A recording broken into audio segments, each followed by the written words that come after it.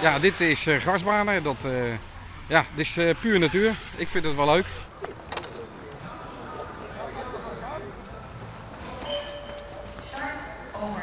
Dit is het evenement van Friesland.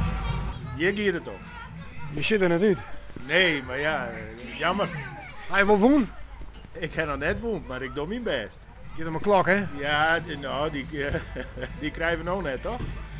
Hebben die voor jou toch straks? Ja, doe mijn best. Maar ik heb al een paar klokken, hè? En dan van de vrienden de gas naar Axel.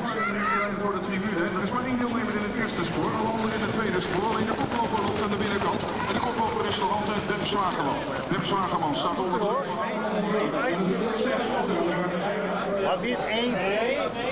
Trek een bankje pakt. Ja? Ja, dat gaat nou wel aardig. Een bankje pakt op. Op trio, hier is alle twee goed. Hier 4 weer inzetten of zo. Ik weet niet meer precies, maar het gaat wel aardig. Hoe dreig is het om het winnen hinder te vinden? Heel dreig, heel dreig. Maar als je op een ding zit, dan kan je dus zien welke uit het leegste stiert.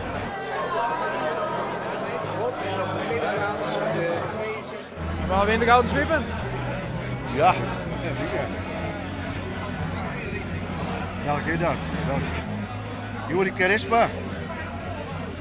Of Cicero Boko.